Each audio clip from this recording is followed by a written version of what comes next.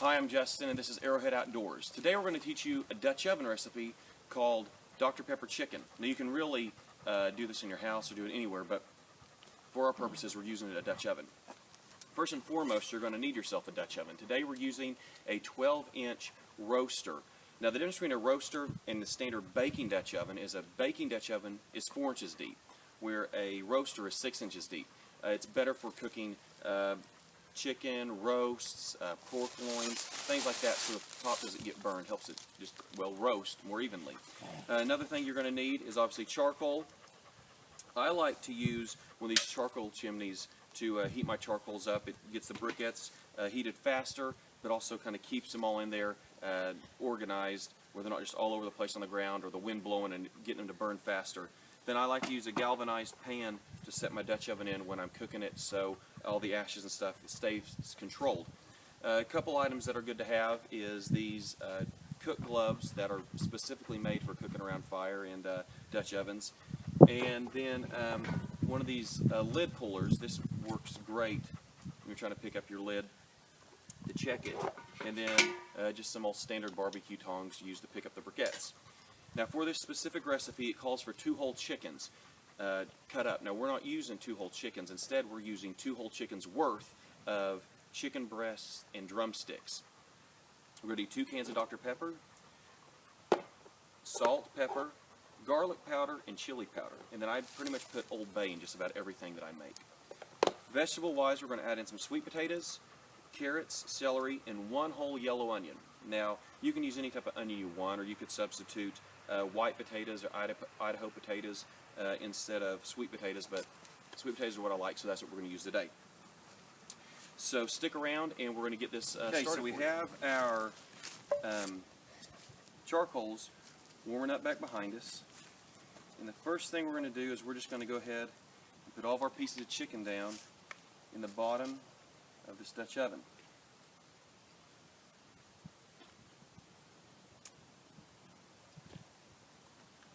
Now those are down in there. We're going to go ahead now and put our spices down in here. I've got my helper here with me. We're going to do 3 heaping tablespoons of chili powder.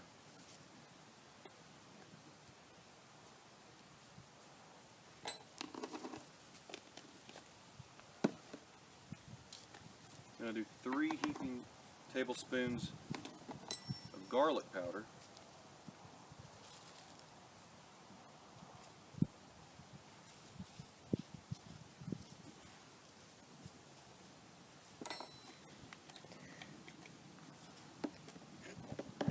Then of our salt, we're going to do 2 tablespoons.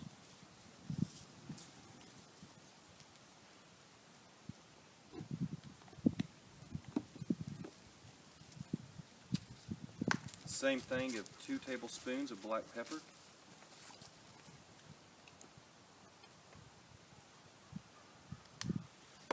And then I'm just going to dash some Old Bay all over the top of it. Okay, so we got our sweet potatoes, our celery, and our carrots all chopped up in just a rough chop. And then I've got the onion peeled, and I'm going to go ahead and finish chopping it up while Millie puts in the vegetables. Go ahead and put those other vegetables in, baby. And the same thing with the onions. I'm just doing kind of a big, rough chop here. I'm not too concerned about it. One thing that I forgot to mention at the beginning is that this also takes 3 cups of ketchup that you put in when you put in the barbecue sauce, or the Dr. Pepper rather, and it gives it kind of that barbecue type saucy flavor.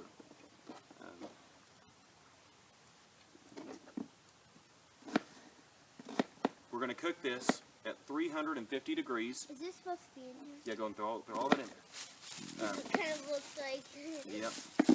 Now we're going to cook this at 350 degrees. Also put that in there. For 1.5 to 2 hours.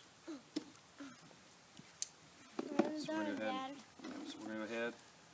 We're going to measure out our ketchup. It uses a lot of ketchup, but it pays off. It mixing the ketchup with the Dr. Pepper, even though it uses a lot of it, really makes a good flavor. So after we get all this mixed in here, we're going to go ahead again and cook it at 350 degrees for an hour and a half to 2 hours. Now while we're cooking it, to make sure we have an even heat and that we don't get hot spots in there where a specific spot's going to burn, we're going to rotate the Dutch oven. We're going to rotate it every 20 minutes. We're going to rotate it clockwise, half a turn, and then we're going to move the handle or the lid back the opposite way, half a turn. So essentially, really, the handle is staying in the same place. You're just moving it back to how it was positioned while the actual Dutch oven moves around. And that ensures that there's a steady, pure heat that goes through it. Let's eat. So now we got our 3 cups of ketchup in. And we might be a little shy of 3 there. You want to pour that one in there? Yes, sir.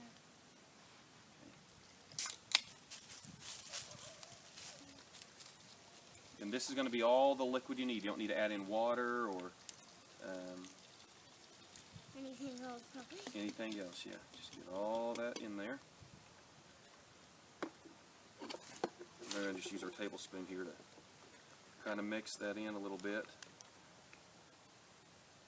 You still want the chicken kind of on the bottom, with the vegetables more on top.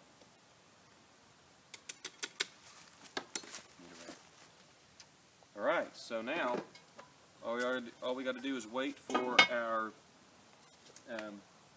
briquettes to get going and get at the where they're nice and white and hot, and then we'll throw this thing in some coals and get it cooking. Okay, so we have our Dutch oven inside our pan, galvanized pan there.